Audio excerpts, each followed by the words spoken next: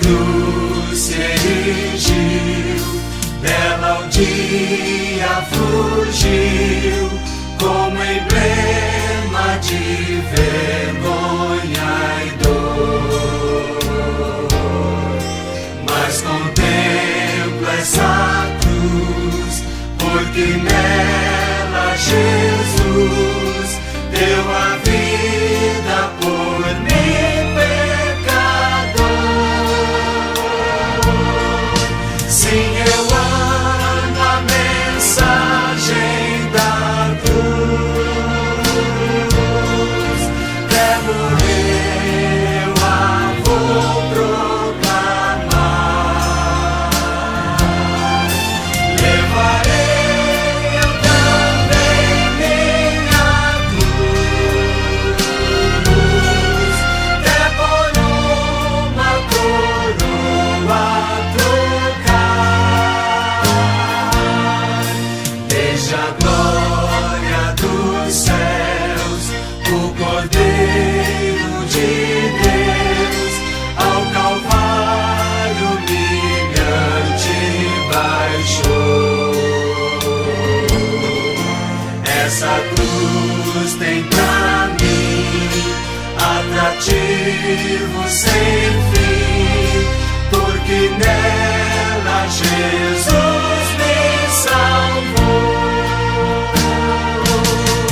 Sim, eu amo a mensagem da cruz. Até morrer eu a vou proclamar.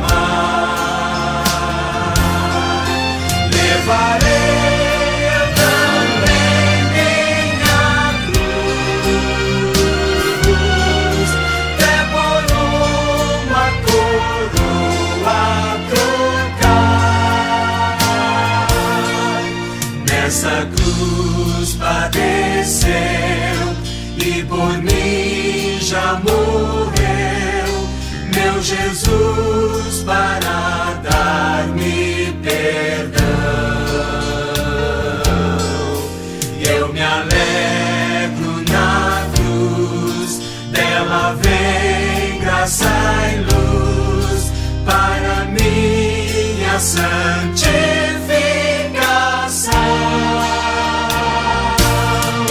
Sim, eu amo a mensagem da cruz. Até morrer eu a vou proclamar. Levarei eu também minha cruz, até por uma coroa trocar. Eu aqui com Jesus, a vergonha da cruz, quero sempre levar e sofrer.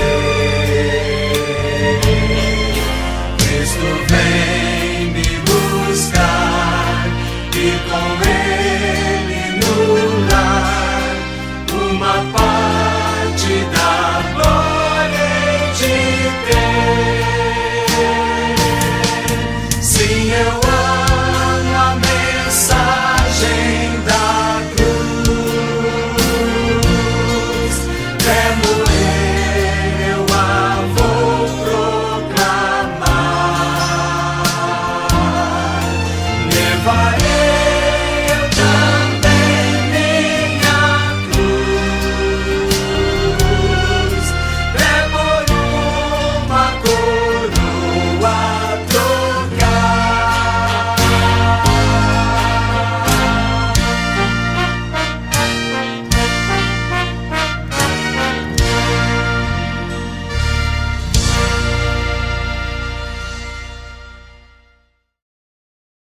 Ok. Queridos, beleza. Queridos, nós vamos continuar o nosso estudo a respeito do livro do Apocalipse e já estudamos a revelação de Jesus Cristo, que foi o primeiro estudo. Fizemos o segundo estudo, que foi a igreja de Éfeso, E hoje nós vamos adentrar a mais uma igreja. O tema geral que nós estamos estudando é a esperança dos fiéis. E, notadamente agora, carta às 7 igrejas. Hoje nós vamos ver a igreja de Esmirna. Esse estudo, irmãos, ele ficou um pouco diferente do que foi o meu planejamento. Eu pretendia falar das 7 igrejas ao mesmo tempo. Entretanto, em que pese termos apenas poucos versículos falando dessas igrejas, o conteúdo é muito extenso e não era possível. Então, eu tomei a iniciativa de destrinchar ele e o fazermos igreja a igreja.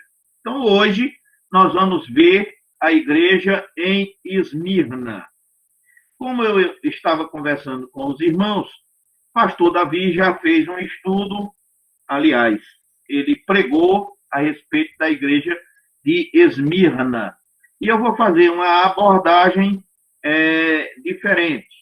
Vou abordar os aspectos históricos e vou também mostrar algumas imagens aqui para os irmãos, porque fica mais fácil da gente compreender algumas coisas, né? Eu acho que a gente, digamos assim, fixa melhor quando a gente vê a imagem. O audiovisual, está aí o pastor Alexandre Pascoal, né, que sabe disso, né? O audiovisual faz com que a gente fixe melhor. Também a professora Zélia sabe disso. Muito bem. Então, o texto que nós vamos ver hoje é Apocalipse capítulo 2, versos de 8 até o verso de número 11, portanto, 4 versículos. Vamos exibi-los na tela, um a um. Ao anjo da igreja em Esmirna, escreve: estas coisas diz o primeiro e o último, que esteve morto e tornou a viver. Conheço a tua tribulação, a tua pobreza, mas tu és rico. E a blasfêmia dos que a si mesmos se declaram judeus e não são, sendo antes sinagoga de Satanás. Não temas não temas as coisas que tem que sofrer. Eis que o diabo está para lançar em prisão alguns de vocês, ou alguns dentre vós, para ser dispostos à prova, e tereis tribulação de 10 dias. Ser fiel até a morte, e dar-te-ei a coroa da vida.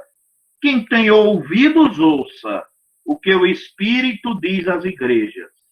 O vencedor, de nenhum modo, sofrerá dano da segunda morte. Queridos, nós vamos orar mais uma vez, antes de darmos prosseguimento ao estudo de hoje. Nosso Deus e Pai, nós te louvamos, Senhor, pela vida desses teus servos, nossos irmãos, lá da igreja de Esmirna, que permaneceram fiéis a ti, Senhor, em toda e qualquer circunstância. Que enfrentaram as perseguições, muitos morreram, mas deram o testemunho fiel do teu evangelho. Nós te louvamos pela vida deles e pedimos, Senhor, que nós possamos aprender com estes teus servos do passado a termos um comportamento fiel a ti, como eles o foram naquele período. É em nome do teu amado Filho Jesus que nós te oramos nesse instante. Amém. Muito bem, irmãos. Durante o período em que Paulo ficou em Éfeso, durante a sua terceira viagem evangelística ou missionária, todos os habitantes da Ásia ouviram o evangelho de Jesus. Esta palavra está em Atos dos Apóstolos, capítulo 19 e verso de número 10. Pedro incluiu os eleitos e forasteiros da Ásia entre os destinatários da sua primeira carta, conforme primeira carta de Pedro, capítulo 1, e o verso também número 1. É bem possível que a igreja em Esmirna, uma cidade situada aproximadamente a 56 quilômetros ao norte de Éfeso, esteja incluída nestas citações. Mas é a primeira vez que ela é identificada por nome, é sem dúvida nas citações do Apocalipse. Por isso, não temos informações específicas sobre esta igreja, além dos 4 versículos desta carta ao anjo da igreja em Esmirna. E o pouco que sabemos desta igreja é muito positivo. Esta carta, nestes 4 versículos, elogia e encoraja, sem oferecer nenhuma crítica aos cristãos em Esmirna. E aí nós decorremos já o texto que encontramos em Apocalipse, capítulo 2, versos de 8 até o verso de número 11. Como havia dito anteriormente, irmãos, nós vamos considerar alguns aspectos históricos desta cidade e o que conseguirmos a respeito da igreja, já que muito pouco se fala dela na história. A história de Esmirna. A igreja de Esmirna era uma igreja perseguida em uma cidade rica que tinha pouco tempo para os cristãos. A cidade em si foi fundada cerca de 3 séculos antes de Cristo. Foi uma conquista bem planejada de Alexandre o Grande. Era o centro comercial da Ásia Menor, tinha um porto marítimo e estava na rota de comércio da Índia e Pérsia com Roma. Portanto, era uma rota comercial. E por isso era uma cidade também de um porte grande, uma das maiores cidades daquela época. A grande variedade de moedas encontradas pelos arqueólogos na cidade de Esmirna mostram claramente que ela era uma cidade rica. Esmirna, hoje, se chama Izmir, na Turquia. É uma cidade que ainda existe em nossos dias. E esta cidade, irmãos, foi destruída no ano 600 antes de Cristo, sendo reconstruída, surgindo daí a imagem da fênix, que é um pássaro lendário que renasce das cinzas e passou a ser aplicado a Esmirna e também, aliás, passou a ser aplicada a Izmir. Também há algumas coisas a ser considerado do ponto de vista religioso. Era um centro de culto imperial de Roma e da adoração ao imperador. Portanto, esta cidade tinha um templo dedicado a deusa Roma e um templo dedicado a Tibério, o imperador de Roma. Bem, além dessas dificuldades, a igreja de Esmirna tinha também outras. Por exemplo, o segmento judeu apóstata da população parece não ter sido religioso e também muito negligente em relação às questões espirituais. Eram, na verdade, como João se refere aqui, instrumentos de Satanás. É uma expressão bem dura, mas é a expressão que João usa aqui, se referindo a estas pessoas notadamente. Poucos detalhes específicos são conhecidos sobre a história da igreja de Esmirna, além daqueles dados do livro do Apocalipse, aos quais já me referi, que são os 4 versículos do capítulo 2. No entanto, pode-se inferir corretamente que era uma igreja muito fiel durante o período da perseguição. A partir deste relato, as características conhecidas das condições da igreja de Esmirna indicam que no dia do julgamento de Cristo, esta igreja será um dos corpos locais de crentes mais notáveis em toda a história da igreja. Portanto, vale dizer que, sem dúvida, esta igreja é um exemplo para nós, um exemplo a ser seguido hoje pela igreja atual.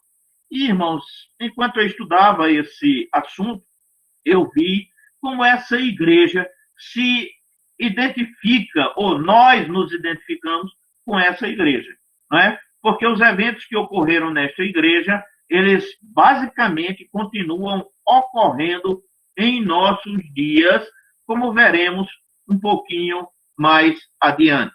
Portanto, esta é uma igreja que serve de exemplo para nós. Esta igreja se manteve fiel, apesar de todos estes problemas que ela enfrentou e que estão tudo isso relatados em 4 versículos. Muito bem. Considerado a respeito da cidade, vamos considerar um pouco a respeito da igreja, né? Ela sofreu grande perseguição religiosa do Estado. Ela sofreu grande perseguição religiosa do Estado. Nós também recebemos algumas perseguições aqui, inicialmente, no início do Evangelho em nosso país. Até nisso, nos assemelhamos. Então, irmãos, antes de adentrarmos nas questões relativas à igreja propriamente dita, vamos ver, aliás, vamos primeiro ver a questão da história da igreja, que está entrelaçada com essas perseguições, né? Então, eu fiz uma consideração a respeito da cidade. Deixa eu considerar alguma coisa também a respeito da igreja. O período na história da igreja de Esmirna é muito provável que tenha sido o momento mais perseguido aliás, já experimentado pela igreja de Cristo. Não houve nenhum período de tanta perseguição quanto este. Podemos dizer claramente, pelo relato bíblico, que Satanás desencadeou um ataque violento à igreja, em um esforço para destruí-la, porque ele percebeu que a igreja apostólica e a igreja de Esmirna, por causa da sua pregação fiel do evangelho, tornou-se uma séria ameaça ao seu império mundial. Portanto, o objetivo de Satanás, sem dúvida, era destruir completamente a igreja, como ainda o é nos nossos dias. E ele perseguiu esta igreja, não é? Através de um estudo da história da igreja, é fácil ver que Satanás não teve sucesso em sua tentativa de destruir essa igreja. Porque Deus mudou os planos e Satanás aprendeu uma lição valiosa. Quanto mais perseguia a igreja durante este período, mais ela se fortalecia e crescia na comunhão e amor a Deus. O que eu estou dizendo, queridos, é que quanto mais o diabo perseguia, quanto mais os imperadores romanos perseguiam, torturavam, matavam os irmãos, mais a igreja crescia. Muito bem, nós vamos listar alguns personagens que foram tremendamente perseguidores da igreja, verdadeiros instrumentos de Satanás para destruir a igreja do Senhor Jesus. Bem, conforme o Senhor previu no versículo 10, eles sofrerão perseguição por 10 dias. A igreja, nesta era, viveu 8 dos 10 períodos de perseguição sobre os imperadores romanos. Então está aí. O primeiro deles, Nero. Nero governou Roma no período de 54 a 68 da era cristã. Foi um grande perseguidor, foi aquele que incendiou Roma e disse que os cristãos o tinham feito. A partir daí, se começou a proceder uma perseguição terrível contra a igreja do Senhor Jesus. Nesse período, e sob esse imperador, Paulo é decapitado e Pedro, segundo a tradição, é crucificado. Então, foi um período de grande perseguição. Em seguida, chega este outro cidadão aí chamado Domiciano, que governou de 81 a 96. Foi nesse período que João foi exilado. Esse cidadão, Domiciano, se intitulou Deus. E ele dizia: eu sou o seu Deus, Domiciano. E aí passou a exigir a adoração unicamente a ele e mais ninguém. Por isso, continuou o trabalho de Nero numa grande perseguição à igreja. Em seguida, tem outro, Trajano, que governou de 98 a 117. Todos estes imperadores perseguiram a igreja. E aí vem Marco Aurélio, de 161 a 180. Severo, de 193 a 211. Você vê que tinha um pequeno intervalo entre um imperador e outro, e nesse período de intervalo a igreja gozava certa paz. Mas quando o imperador assumia, a igreja passava por muitas dificuldades. E aí prosseguimos, né? Maximiniano, de 235 a 238, Décio, de 249 a 252, Valeriano, de 253 a 260, Aureliano, de 270 a 275, e o pior dele, Diocleciano, de 284 a 305. Este foi o pior de todos. Diocleciano é considerado o pior imperador da história de Roma e o maior antagonista da fé cristã. Portanto, a igreja nunca foi perseguida, mesmo por esses outros, o quanto foi na época de Diocleciano. Ele liderou uma tentativa violenta de tentar apagar a Bíblia da face da terra. Sob a sua liderança, muitas cidades romanas queimaram publicamente os manuscritos cristãos, as escrituras sagradas. Houve fogueiras onde as escrituras foram colocadas para serem queimadas e destruídas em definitivo, o que não é diferente de nossos dias, como o fizeram no Nordeste brasileiro, nas chamadas Santas Missões, sob a batuta do famigerado Frei Damião, que causou tantos males à igreja da nossa região. Também ele procedeu à queima de Bíblias na porta da Igreja Católica durante todo o tempo em que ele esteve pelo Nordeste fazendo as chamadas Santas Missões. Na verdade, era uma tremenda perseguição. Todos sabemos, irmãos, que a Igreja Presbiteriana de Patos foi queimada durante o culto por ordem direta de Frei Damião. Essa história está narrada no livro de Josué Silvestre a respeito da evangelização. Então, nós vemos que tanto a cidade de Monteiro, que é onde eu me lembro, né, teve queimas de Bíblia, na cidade de Patos, além de ter queimas de Bíblia, teve queimas da própria igreja. Esta ação assemelha-se ao que fez Diocleciano no ano 284 até 305.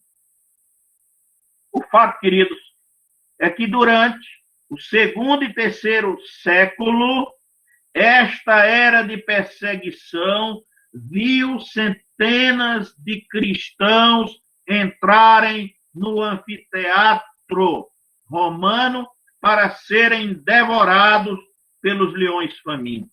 Foi uma perseguição terrível. Eu vou mostrar aqui alguns desses locais. São ruínas de Esmirna.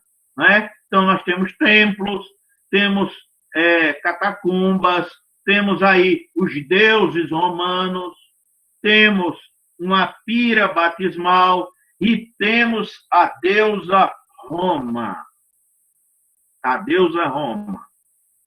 Então, você vê aí alguns desses vários eventos ocorridos naquele tempo. Porém, vamos voltar um pouco a respeito das tremendas perseguições. Então, a história de Esmirna está marcada por uma grande, tremenda perseguição em que os cristãos eram jogados e levados para o anfiteatro para entreter a população romana com suas vidas tomadas de diversas formas. Já falamos dos 10 imperadores, durante esse período dos 10 imperadores, que começou com Nero, terminou com Diocleciano, a igreja passou tremenda perseguição. A partir de Diocleciano, nós vamos estudar na próxima semana, que é a igreja de Pérgamo, né? Que aí já foi Constantino. E aí foi o pior de tudo. Né? A gente pensa que melhorou, melhorou não. Foi pior, mas isso é assunto para a próxima semana. Né? Muito bem. Então, durante esse período de muita perseguição, muitos cristãos foram crucificados. Vamos botar umas cenazinhas para a gente ver lá na frente, né?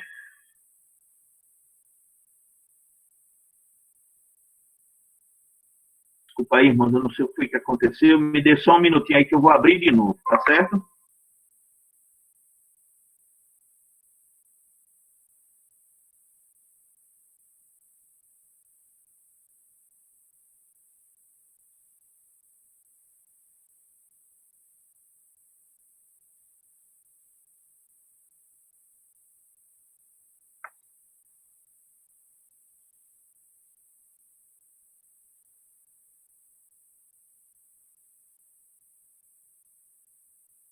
Desculpa aí, viu, irmãos? Eu me perdi aqui um pouquinho, mas já chego lá. Já chego lá.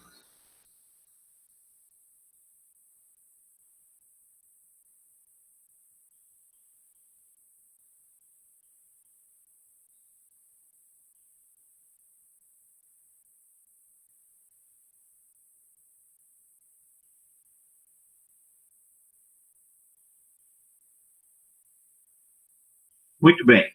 Então, houve grande perseguição, como já disse, né? Muitos foram crucificados, outros foram cobertos com peles de animais e jogados aos cães selvagens, que os torturaram até a morte. Muitos foram cobertos com piche e os incendiaram para servir como tochas. Muitos foram fervidos em óleo quente. Muitos foram queimados em fogueiras. Entre eles, podemos ver a sorte de Policarpo, que ocorreu na cidade de Esmirna no ano 156 depois de Cristo. Tudo isso ocorria para divertir a multidão.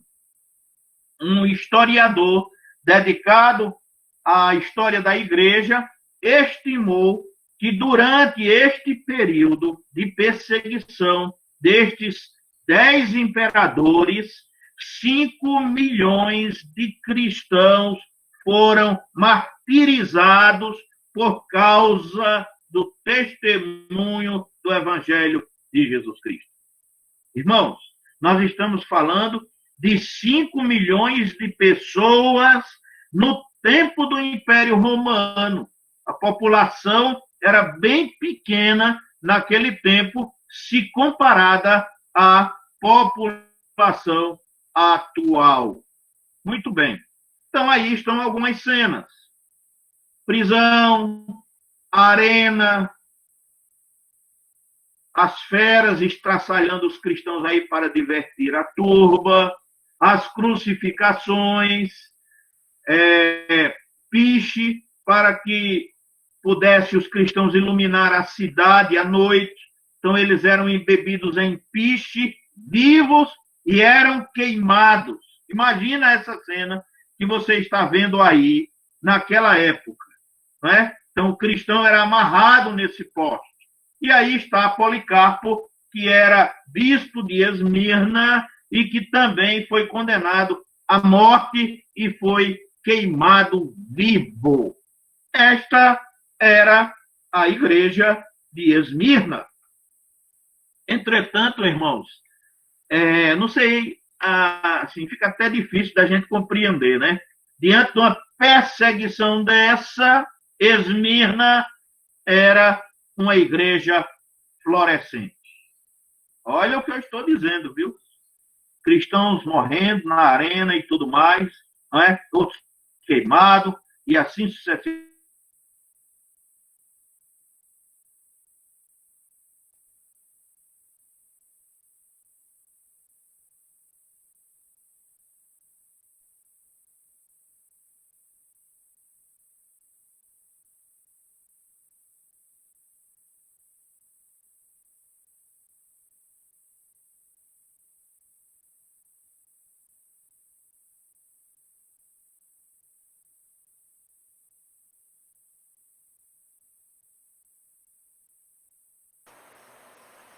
O reverendo ficou sem sinal.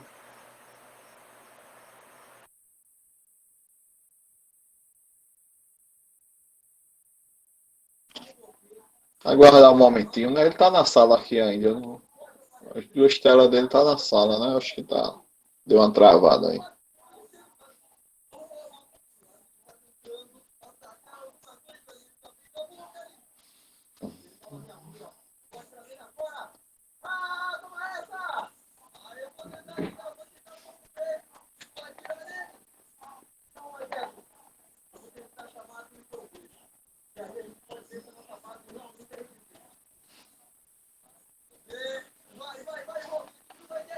Acredito que seja a internet dele lá, que Melina também saiu.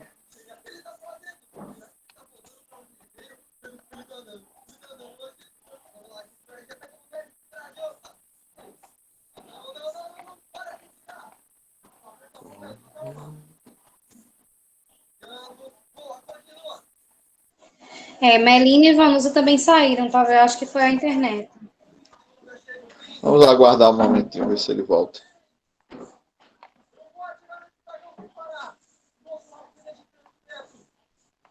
Amém.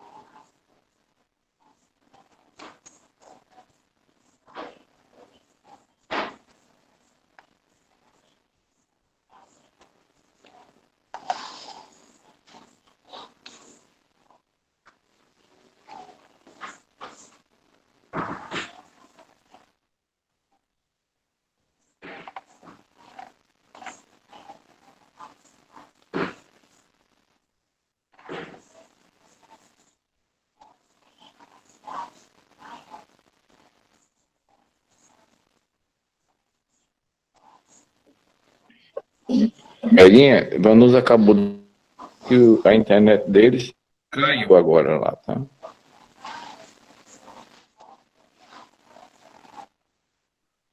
Eles estão sem internet geral, é isso, Jorge? Eles parece que caiu, estão com um problema lá na internet. Tá bom.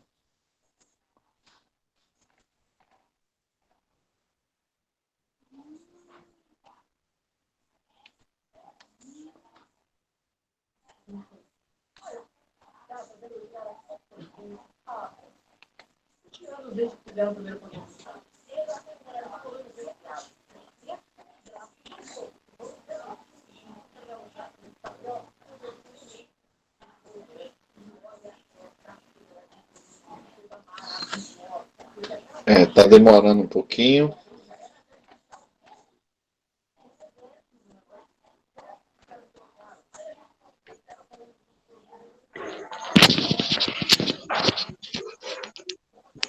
O pastor estava falando aí das perseguições da igreja, e eu estava lembrando aqui na nossa cidade, em Barra de Santa Rosa, que há 70 anos atrás, quando os irmãos presbiterianos vinham de aproximadamente ali do Rio Grande do Norte, vinha a cavalo, às vezes de burro mulo, para evangelizar aqui, e eles eram duramente perseguidos. Aí eles ficavam debaixo de um pé de árvore que tinham entre dois rios aqui da cidade, que levou o nome chamado de Barra de Santa Rosa. Pouca gente sabe da história desse relato. Inclusive nas igrejas aqui, circunvizinha, pouca gente sabe desse relato. É verdade, porque na história, né, se destacou tudo aquilo que era de benefício para a igreja romana, né? O que fosse de benefício eles publicavam, o que não era, né, não foi publicado, né? A gente sabe desses relatos que, como a gente faz parte da igreja, né, e os irmãos mais antigos, né, foi passando e a gente foi se apropriando de algumas histórias, né, como o pastor Saul, né, a gente foi se apropriando. Mas aqui em Lagoa Seca mesmo, reverendo Cláudio, que foi o nosso primeiro pastor, meu primeiro pastor que diga, né, também relatava que já recebeu pedrada, né, pregando, e quando estava pregando chegou, a surpresa foi uma pedra, né, perto da cabeça. Mas o pastor Saul está de volta aí, vai retomar o estudo. Desculpe, irmãos, é porque a minha internet hoje está no capricho, sabe? Parece que os imperadores estão dominando ela hoje aqui, sabe? Muito Mas, bem. mas não se preocupe, não. Se cair de novo, aí tem Alexandre Pascoal aí, a gente chama Muito ele de bem. volta, chama o pastor Davi, né? E a gente fica conversando aqui até terminar bem. o culto. Então, irmãos, retomando, né? Era uma igreja florescente, apesar de todas as dificuldades que ela estava enfrentando, né? Então, vemos muitas evidências e vemos também a produtividade que esta e outras igrejas tiveram naquele período, né? Muito bem. Então, naquele período, produziu-se manuscritos que eram copiados à mão das escrituras. e também pela tradução das Escrituras em algumas línguas. No início desse período, a Bíblia foi traduzida para vários idiomas, como, por exemplo, o siríaco, que é o manuscrito de Pechito, que é chamado ainda hoje, e esse manuscrito se tornou as escrituras oficiais das igrejas orientais. E também houve tradução para o árabe, o persa, o armênio, e no século II a Bíblia foi traduzida para o latim, conhecida como a versão latina, e esta se tornou a Bíblia das igrejas ocidentais por mais de 1000 anos e foi traduzida para muitas outras línguas diferentes. Para nós termos uma ideia, só depois de Lutero é que a Bíblia passou a ser traduzida nos escritos orais. Mas até então, desse período dos textos em latim. Muito bem. O fato é, quanto mais as escrituras se espalhavam e as pessoas as usavam mais, mesmo diante da perseguição do Império Romano, a igreja progredia em número. Ou seja, apesar de tudo isso, a igreja crescia e estava progredindo numericamente. Torna-se isto um fato tão dominante no Império Romano que o imperador Constantino instituiu o cristianismo como uma religião oficial do Império em 312 da nossa época. No entanto, a cessação da perseguição acabou por ser um golpe de mestre por parte de Satanás. Grande tragédia para a igreja. Olha que incoerência, né? Na época da perseguição, a igreja crescia. Na época da bonança, a igreja regride. Ou seja, para a obra do evangelho era melhor ter continuado a perseguição, porque o evangelho tinha se espalhado muito mais.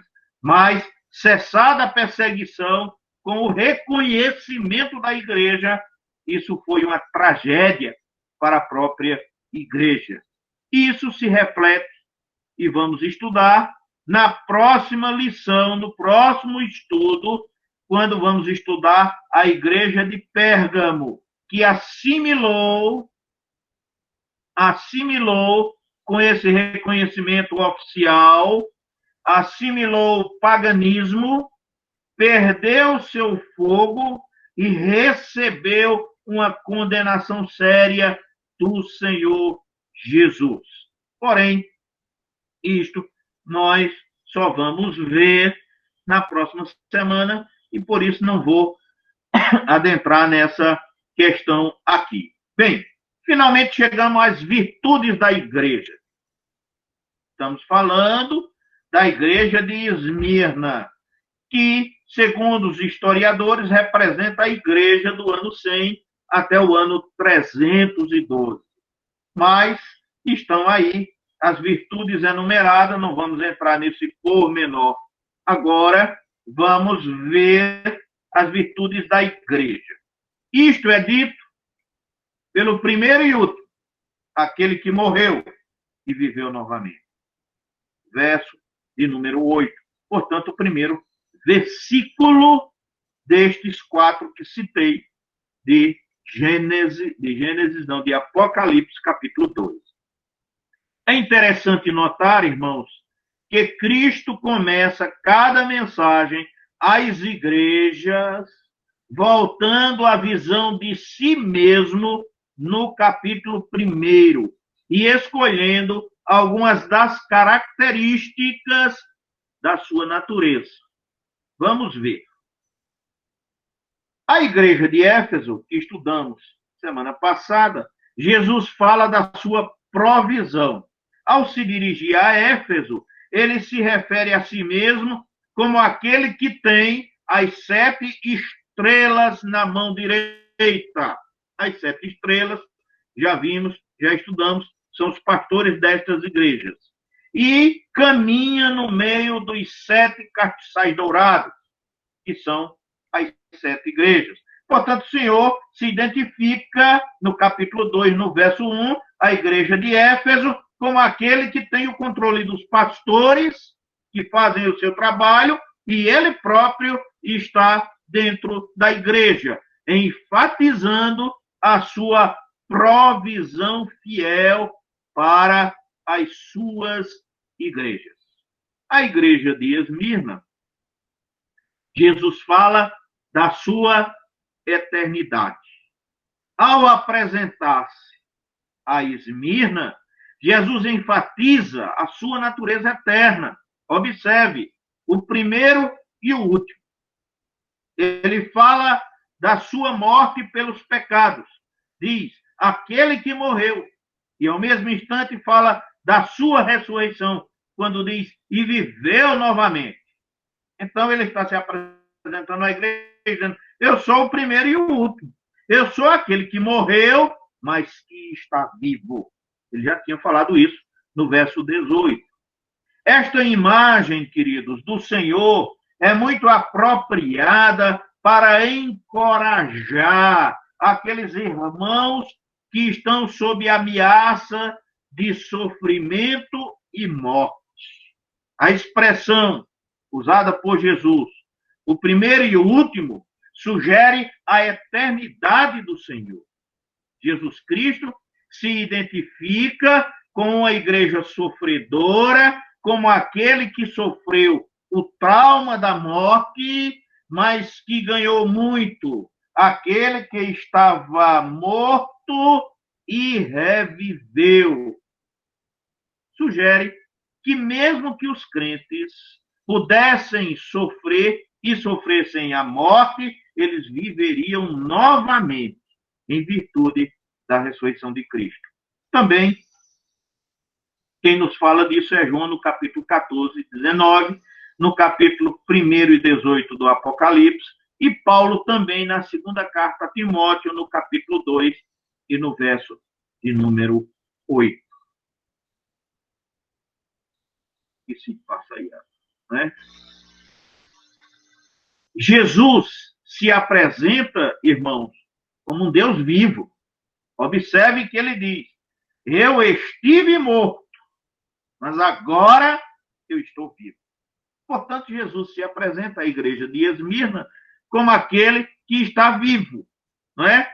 Mais uma vez, vemos a característica única do cristianismo, que não adoramos um homem morto, não adoramos um Deus morto, como fazem os muçulmanos, os budistas, os confucionistas e até mesmo os católicos romanos o fazem também. Mas o Cristo que está vivo é a esse que nós adoramos. Por essa razão, você pode agir em nome dos seus filhos a qualquer momento, porque ele não está morto, ele está vivo. Bem, a partir daí, começam os elogios que o Senhor traz a essa igreja, mostrando a sua realidade. A mensagem para a igreja de Esmirna é a mais curta de todas. No entanto, um dos maiores elogios que esta igreja recebe é que Cristo não a condena por nenhum ato. O elogio destaca 3 características importantes. Primeiro, Esmirna era uma igreja perseguida. Está aí. Era uma igreja perseguida. Verso 9, parte A. Conheço o seu sofrimento. Esta era uma igreja muito perseguida. Como a palavra obras, no verso 19, não aparece nos manuscritos originais, neste caso não há ênfase na fidelidade, nas obras da igreja, que sem dúvida eram muitas, mas o fato de terem sofrido muita perseguição. A leitura correta deve ser: eu sei que sua tribulação é grande e a sua pobreza. O substantivo tribulação significa um cerco pressionando qualquer coisa que sobrecarregue o espírito. Então, aquela igreja estava pressionada. O Senhor conhecia o cerco e a pressão de que os crentes em Esmirna eram subjugados pelos inimigos do cristianismo. Segundo aspecto é que esta era uma igreja pobre. Era uma igreja pobre. E o Senhor diz com muita clareza: conheço sua pobreza. Também Tiago, no capítulo 2, no verso 5, nos fala nesta mesma linguagem. Os crentes de Esmirna eram pobres, mas, ao mesmo tempo, eram ricos. Além da perseguição física, a impressão de que a igreja de lá passou por um período de severa perseguição financeira. A perseguição naquela igreja não foi só física, mas foi também financeira. Esmirna não era apenas uma cidade comercial, mas também uma cidade de corporações que regulavam estritamente as atividades da época, o que parece muito com os sindicatos da nossa atualidade. Por causa do intenso ódio que existia contra os cristãos, quando um homem alegou seguir a Cristo, eles boicotaram seus negócios, deixando-o desempregado, usando alguns outros meios para limitar a sua oportunidade econômica e financeira. Quero dizer aos irmãos que não faz tanto tempo a igreja de Monteiro, aqui na Paraíba, passou por isso. Frei Damião de Bozano e Frei Fernando proibiram a cidade de vender a crente. Então, crente lá em Monteiro não podia sequer comprar alguma coisa, porque eles estavam proibidos de vender aos crentes. O pastor da igreja presbiteriana geralmente fazia compras em Sertânia, uma cidade próxima, para trazer para Monteiro, para que os crentes não passassem fome. Além do mais, se negava trabalho a todos eles. Até que chegou um tenente lá, chamado Tenente Chaves, e ele começou a tomar algumas providências, inclusive fechar comércio para acabar com essa perseguição terrível. Mas até lá, os crentes sofreram muito, porque não tinham trabalho, não tinham como comprar alimentos ou comprar qualquer outra coisa, porque o Frei Damião havia proibido os crentes de comprarem alguma coisa. Bem, isso ocorreu com Esmirna. Também a igreja passou por uma séria dificuldade financeira, sem ter trabalho e sem ter negócio. Os crentes comerciantes quebraram, porque ninguém comprava deles. E aqueles que precisavam de trabalho não tinham, porque ninguém dava trabalho àqueles que eram cristãos, por assim dizer. Né? Aqueles cristãos que tinham riqueza, aqui no mundo, riqueza terrena, ali em Esmirna, estavam falidos. Como resultado, a igreja desfrutou de pouquíssima entrada de recurso financeiro na igreja. Isso aconteceu não só com a igreja de Esmirna, mas com as igrejas do século II e do século III também. Alguém disse que as igrejas dos primeiros 3 séculos foram marcadas pela pobreza material e pelo poder espiritual, enquanto As igrejas dos nossos dias são marcadas pela riqueza material e fraqueza espiritual. É triste, mas parece ser verdade. Hoje, os cristãos têm a maldição de possuir muitos bens materiais que não os levam ao seu desenvolvimento espiritual. Aqueles que vivem em empobrecimento econômico devem louvar a Deus, porque por um tempo lhes mostrará a sua fidelidade. E se permitirem, tira-lhes muita bênção espiritual. O fato é que a riqueza atrapalhou a igreja da atualidade e beneficiou a igreja do passado. Esmirna era uma igreja rica. O texto diz, era uma igreja pobre, mas era rica. Né? Olha que contradição, não é? Esmirna era uma igreja espiritualmente rica. O verso diz, no entanto, apesar da tua pobreza paupérrima, tu és rico. Aqui está um princípio divino que também encontramos na segunda carta aos Coríntios, no capítulo 6, no verso 10, quando o apóstolo Paulo fala de si mesmo também, dizendo que não tem nada, mas possui tudo. O apóstolo Paulo não tinha bem material neste mundo, mas ele estava em posição de transmitir riquezas e dizer de si mesmo, mas eu possuo tudo. É o que Paulo diz, apesar de não ter nada do ponto de vista financeiro. Quanto mais perto estamos de Jesus, mais ricos somos. Quanto mais longe estamos dele, não importa qual seja o saldo da nossa conta bancária, mais pobres somos. Os seres humanos medem a riqueza com o critério do valor dos bens materiais que uma pessoa possui. Mas com Deus não é assim. O julgamento divino é diferente. Você pode ser materialmente rico e pobre diante de Deus. E você também pode ser pobre na terra e muito rico em relação a Deus e ao céu e à vida eterna. Isso nos fala Mateus no capítulo 6, versos 19 a 21, e Lucas no capítulo 16, verso 19, até o verso de número 31. Quarto aspecto. Esmirna era uma igreja de luto.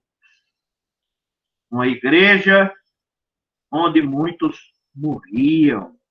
Uma igreja onde muitos sofriam.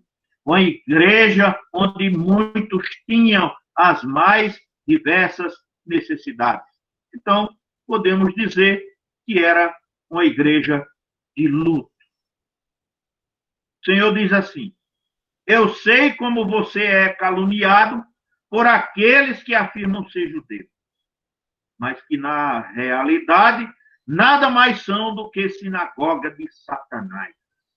A expressão afirma ser judeus poderia ser uma referência, em primeiro lugar, a judeus antagônicos. Judeus antagônicos ao Evangelho, conforme encontramos lá em Atos, no capítulo 18, e no verso de número 6, que, no entanto, não eram verdadeiros filhos espirituais de Abraão, como fala Paulo em Romanos, no capítulo 2, versos 28 e 29.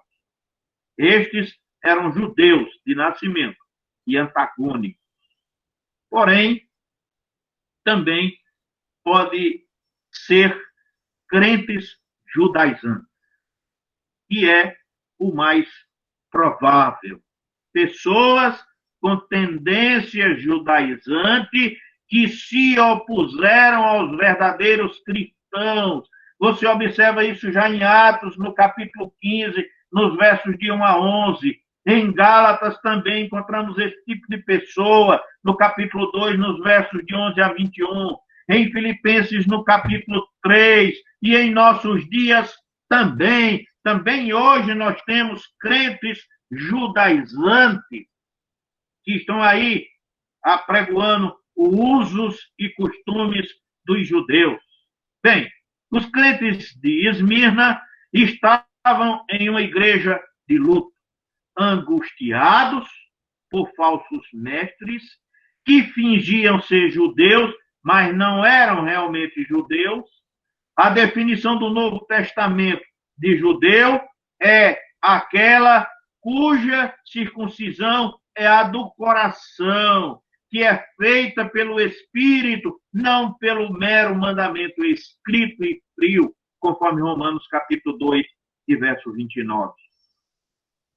Nunca basta obedecer aos ensinamentos da palavra de forma legalista. O que Deus quer de nós é que nós nos submetamos do coração, não que sigamos uma série de regras prescritas, tão somente. Muito bem. E, finalmente, ele fala que a sinagoga de Satanás está presente no meio da igreja. Satanás, irmão, tem a sua própria fé religiosa. Também tem suas igrejas, chamadas de sinagogas de Satanás, conforme o Senhor Jesus chama aqui. Qualquer igreja que prega um evangelho diferente do evangelho de Jesus Cristo é uma sinagoga de Satanás.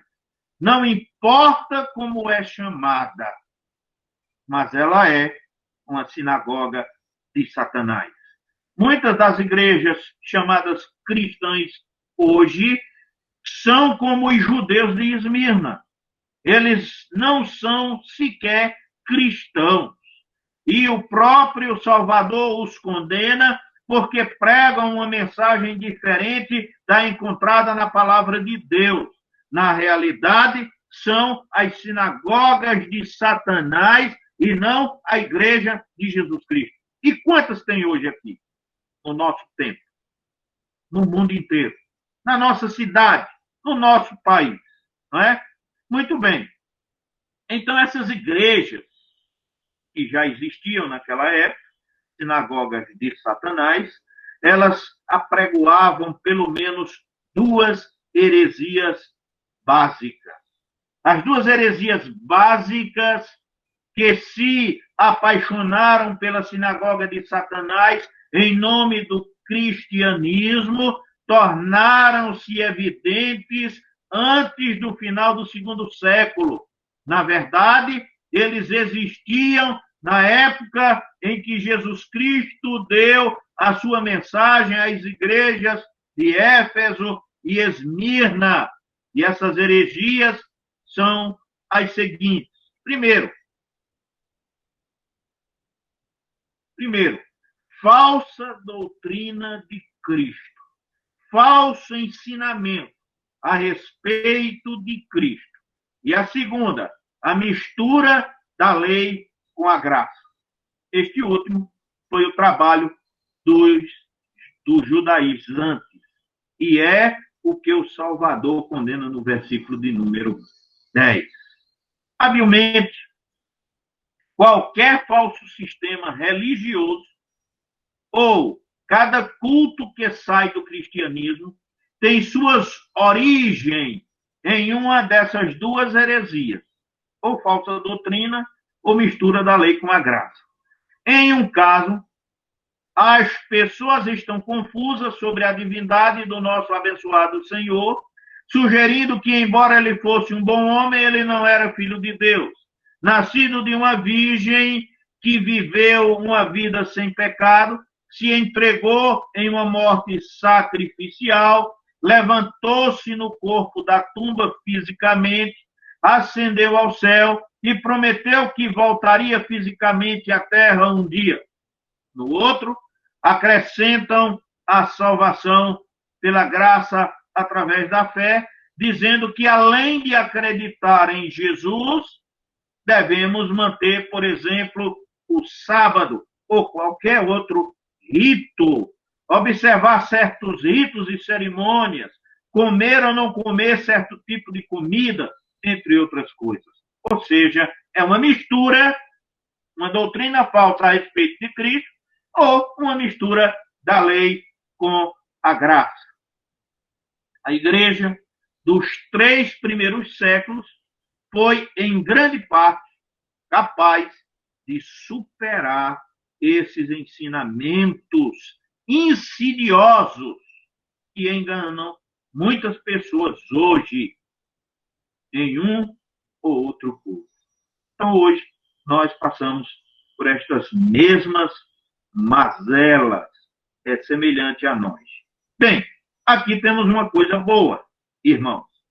Quanto à censura ou repreensão, Cristo não tem uma única palavra de condenação ou censura para a igreja de Esmirna. Como resultado, Satanás aprendeu um grande segredo. A perseguição não afasta a igreja de Cristo. Apesar disto, no final desta idade, ele começou a maior perseguição pela qual a igreja já passou por 10 séculos, inutilmente.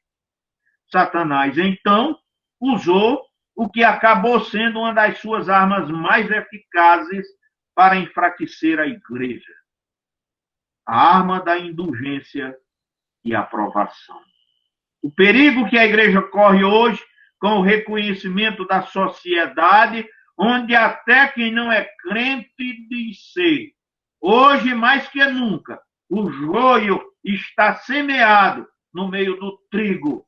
Temos que ter muito cuidado, porque nós vivemos a era do reconhecimento.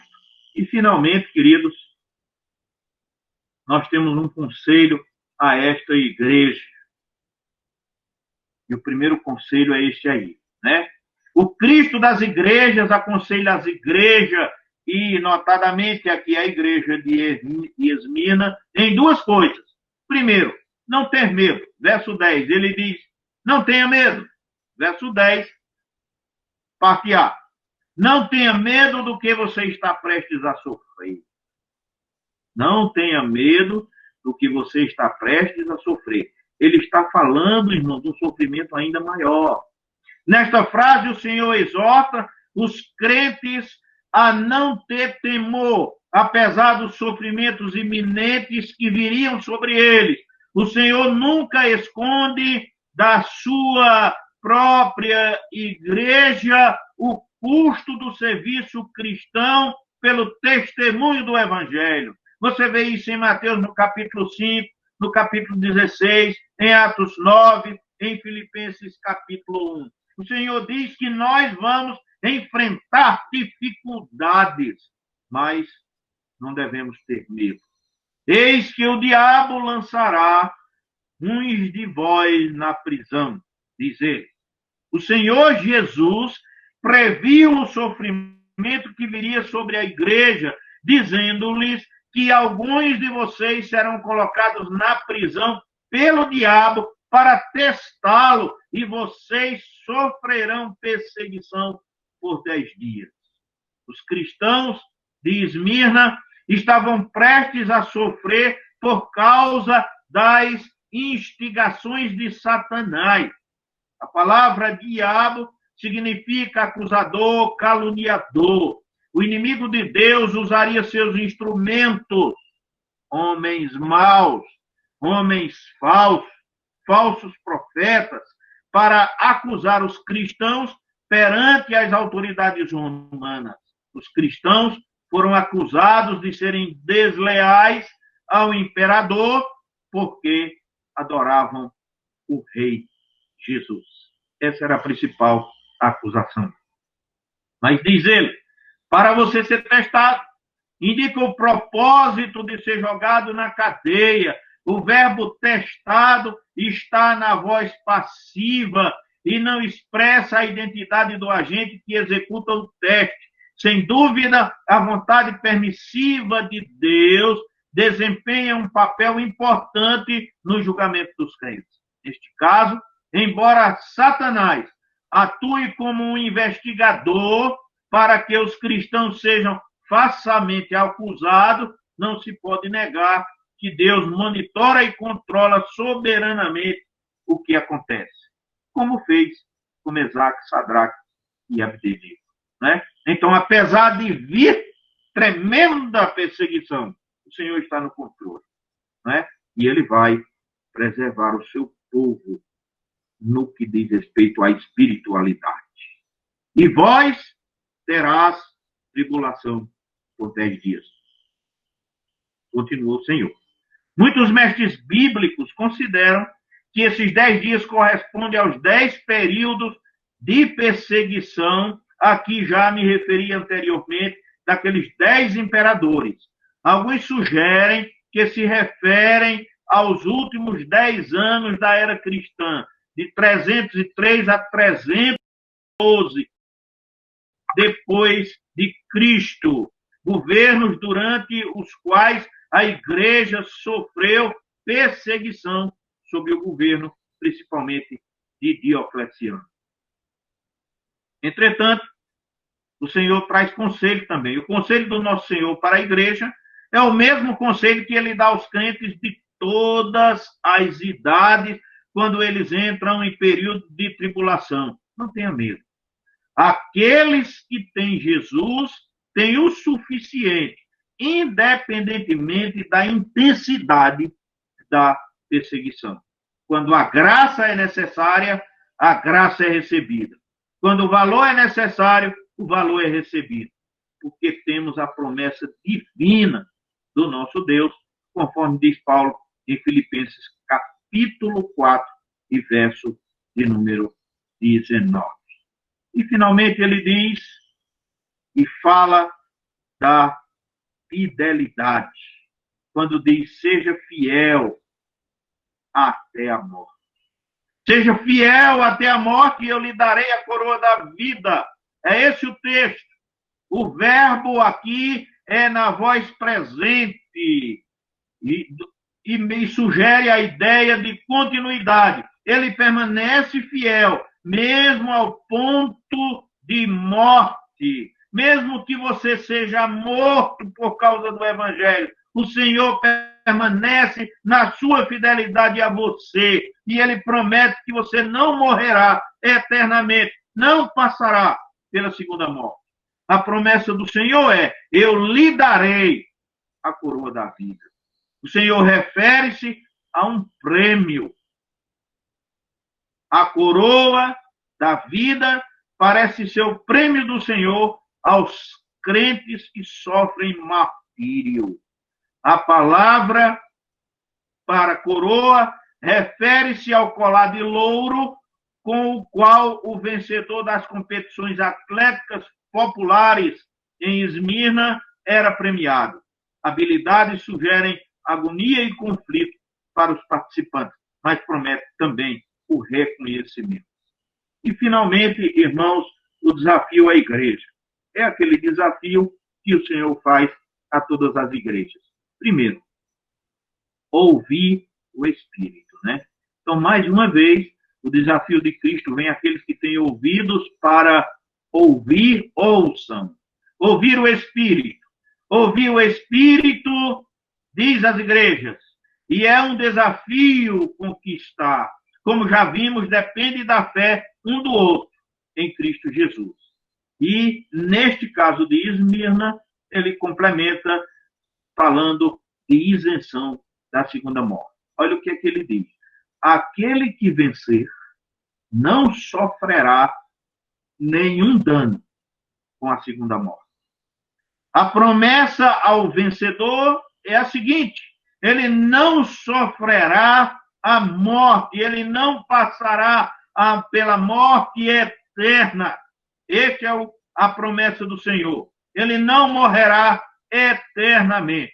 Então, primeiro ele manda ouvir o que o Espírito diz e, notadamente, a igreja de Esmirna, ele diz, vocês não passarão pela segunda morte. Irmãos, quero concluir dizendo o seguinte, morar em Esmirna no primeiro século não seria fácil. para o discípulo de Jesus. Além das perseguições pelos judeus, eles enfrentavam uma ameaça mais organizada e mais poderosa. A idolatria oficial, juntando a religião à força do governo, prometia uma perseguição perigosa aos cristãos daquela cidade. Para vencer essa tensão, que acreditar no poder daquele que já venceu a morte, mesmo sem as suas vidas,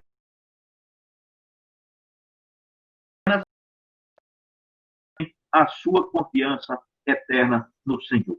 Daí a razão dele dizendo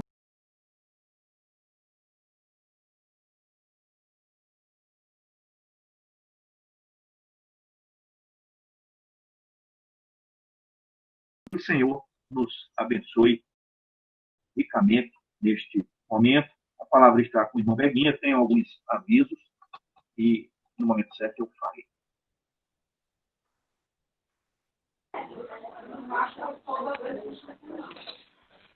Amém, amados.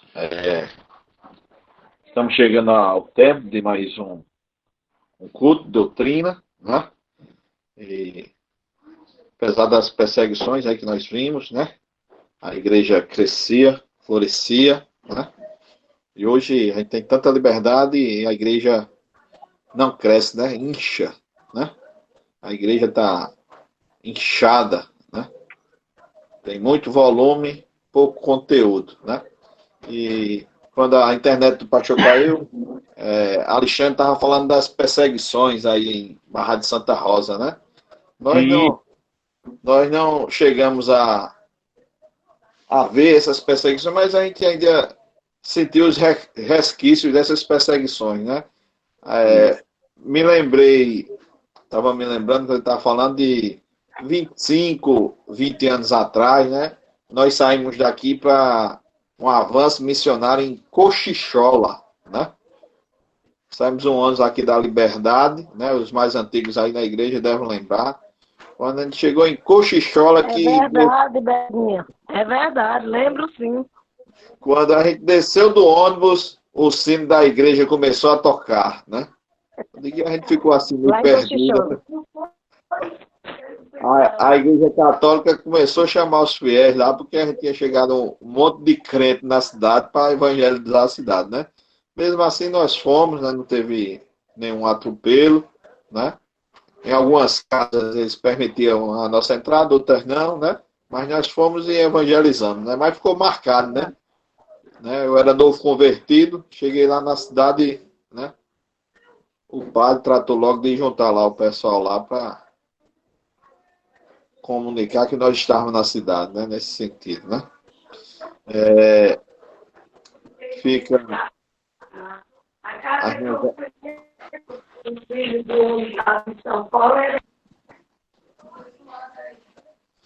A gente lembra aí, os mais antigos lembram, né?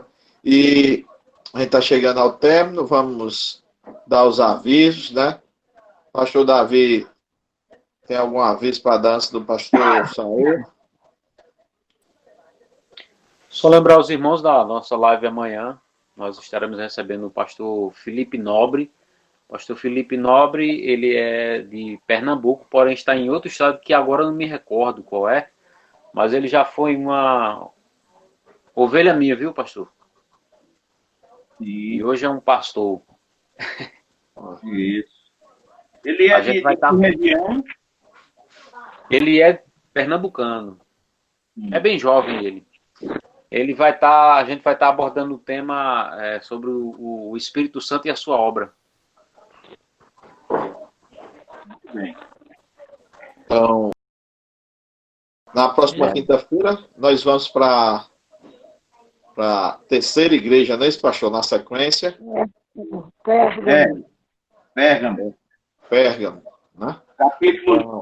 Capítulo 2, de 12 a 17, os versos. 2 a 17. Capítulo 2, 12 a 17. Nós possamos, durante a semana, estudar, né? Para, na próxima quinta-feira, estarmos aí assimilando os Amém. estudos do pastor Traga, né? Vamos passar a palavra para o pastor, vai dar os avisos, logo mais ele nos despede. Eu perguntei, pastor Muito Davi, bom estudo. porque eu também sou nobre, viu?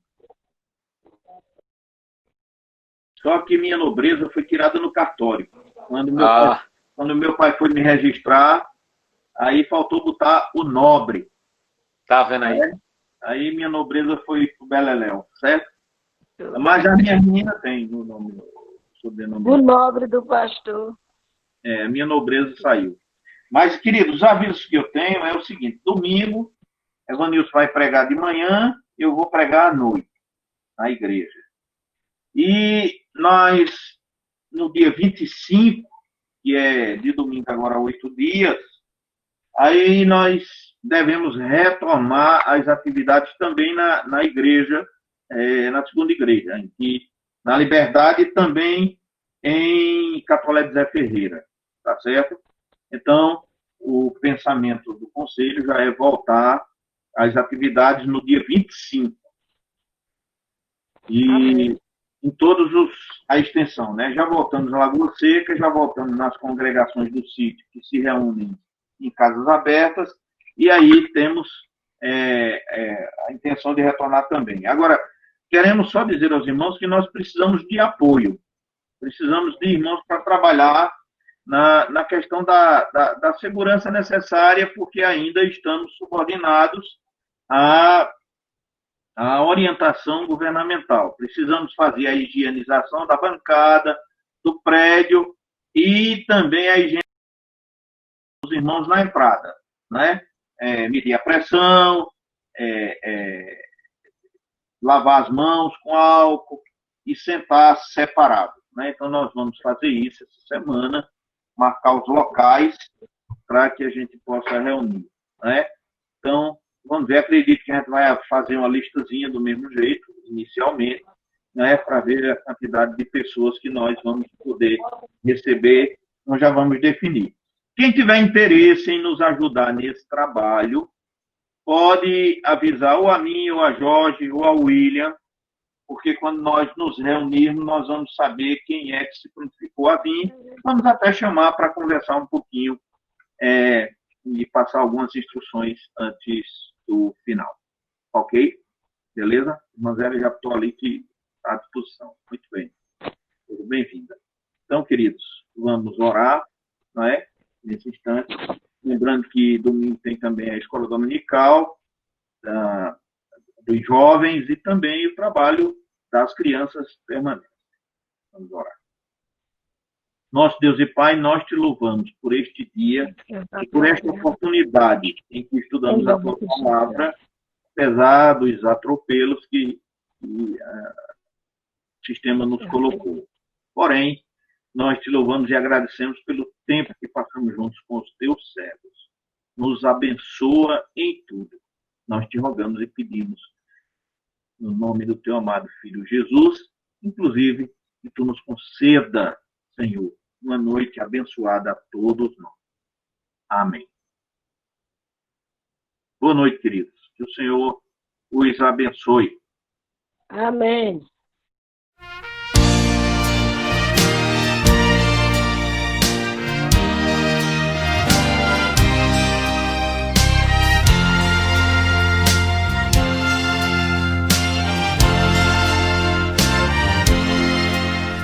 De cruz se erigiu, dela um dia fugiu, como emblema de vergonha e dor.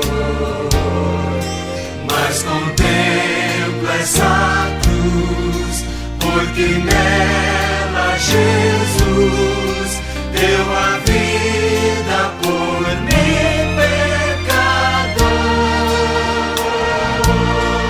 Sim, eu amo a mensagem da cruz. Levo eu a vou proclamar. Levarei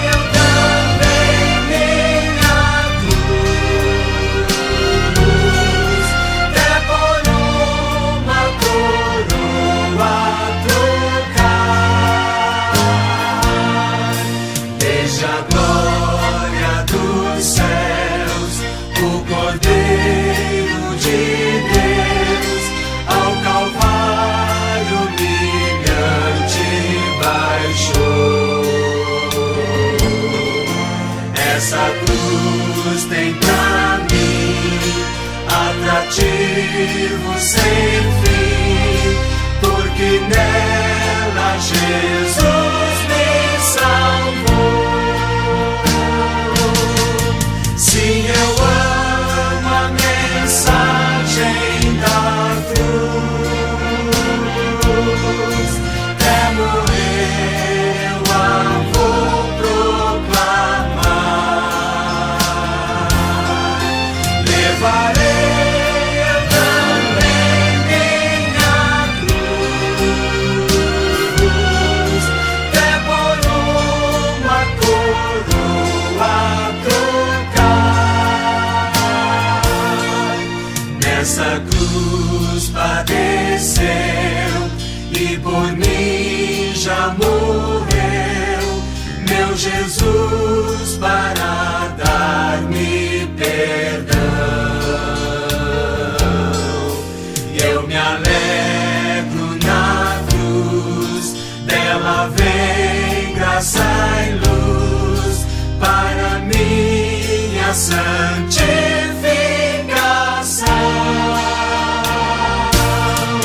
Sim, eu amo a mensagem da cruz.